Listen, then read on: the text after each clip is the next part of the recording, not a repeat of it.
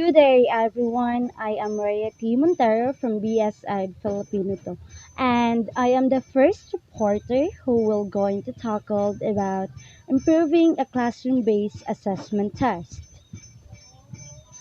So before we move forward, we must learn or know about our objectives.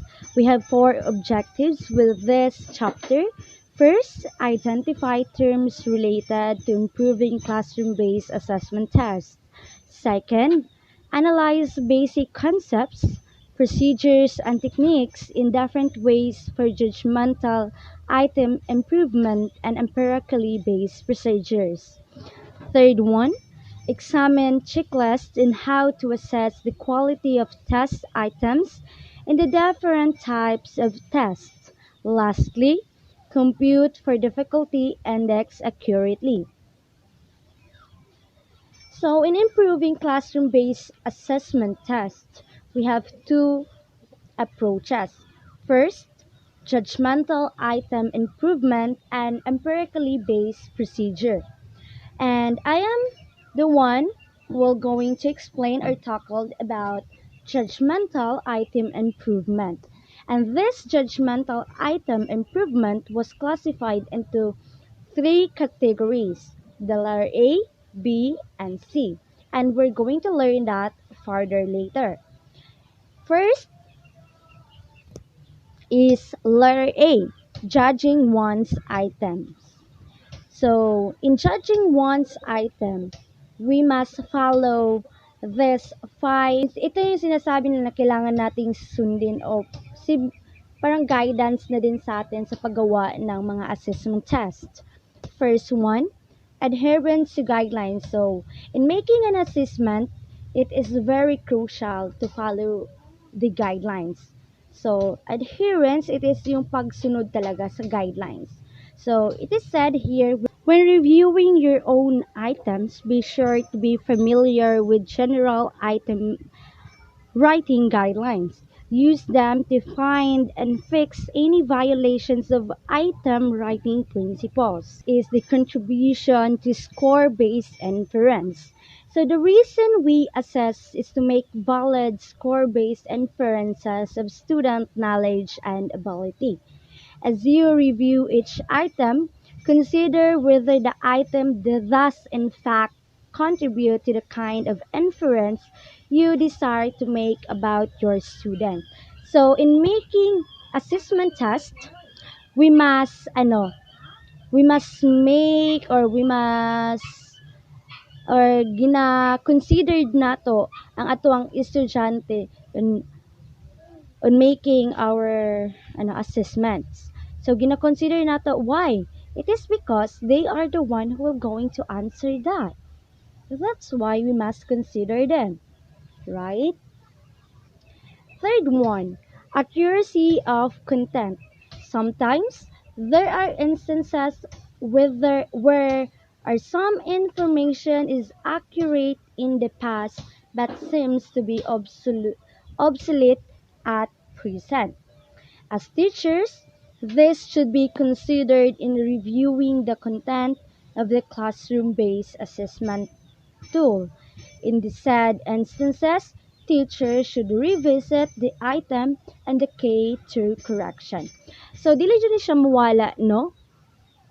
In which na-enjoy time kung saan yung every academic year, yun na yung test questions na ibinibigay natin. And as past years by, parang ito na yung correct, this is the answer key, but as years pass by, parang mali na. So, that should be corrected. And so, the fourth one is the absence of content gap.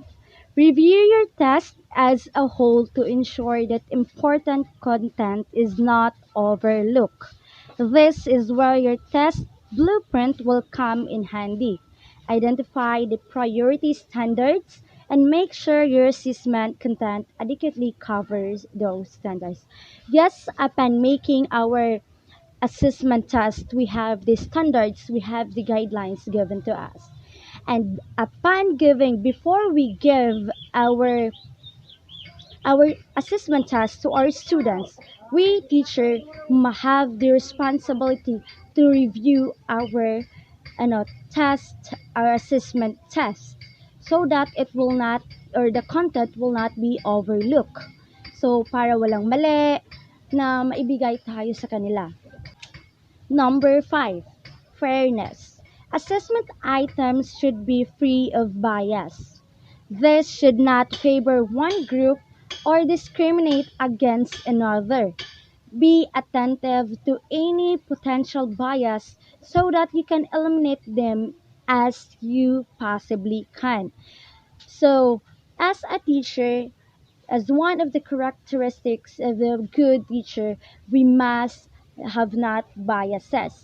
We must not, just because we are Christians, ato ang labanan ang Christians. So, i-discriminate nato ang other religions. It's not right. It's not fair, especially giving your assessment items to those students who are under in that certain religion. So let's move forward with letter B, collegial or peer judgment. Often teachers work in teams or in professional learning communities, or what we have called PLCs. This school environment provides a great opportunity for teachers to enlist the help and judgment from those colleagues whom they trust. When you ask another teacher to review your items, be sure to provide them with guidelines and criteria for review. You can provide them with a summary of the 5 criteria above. If you have item writing the guidelines that you have followed when you develop the items, provide those resources to them. So when you have, or when you are one, or when you join this PLCs, you have a colleagues in making assessment test. Upon making assessment test, yes, you have friends and they can help you in making one. But when you want them to review your assessment test, dapat yung criteria and guidelines na ginamit mo is i-provide mo din sa kanila. Para naman kapag pag ni-review nila, then ma-imply nila, swak pa din yun sa'yo. So, items and review checklist. So, we have this letter F ata, if I'm not mistaken. So, letter A, do the test items follow the general and specific guidelines in writing test items, especially on the following: being aligned to objectives, bakit tayo lalayo kung may layunin naman tayo, and then making a problem clear, providing effective options, avoiding unintentional clues na nagsamot pagpalibog sa nila, then having only one best answer. Having a lot of options, of course, na adjud na isara ang pilion. Isara jud ang pilion, charot. And then letter B, question na nimo, i-assess po nimo imong kaugalingon. Are the items from incorrect content? Are the items free from outdated content? Are the task instructions clearly written for the learners to follow? Or di ba jud sila maglibog og samot? Is the difficulty level of the test appropriate to the learner's level?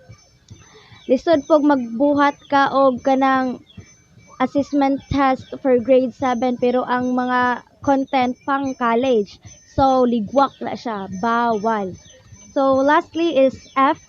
Is the test fair to all types of learners? So, lastly is the student judgment review. After students have completed the test, give them the opportunity to provide you with feedback in the assessment as a whole and on each specific item. gaining information as to whether they thought the directions were clear and if any of the items were confusing is a valuable information to inform your assessment criterion. Giving students the opportunity to provide feedback to you can not only help you improve your assessments and items, it can also help you further engage your students and build a critical and trusting teacher-student relationship. So this student judgment or review is that after the students completed the test, yes, you must give them the opportunity to give you feedback. Kay dili na lang man pod ikaw as a student, as a teacher, ikaw lang per mimuhatag feedback sa ila ang binuhat. So as a, the teacher also will need feedback from the students, especially the tests that they have gone or they have did. So because if giving their feedback, it will help you ano for the betterment of your assessments.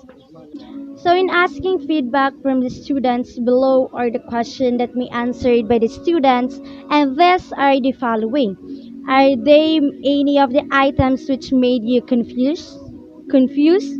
Which one were they? Did any test numbers has more than best answer? If so, cite them.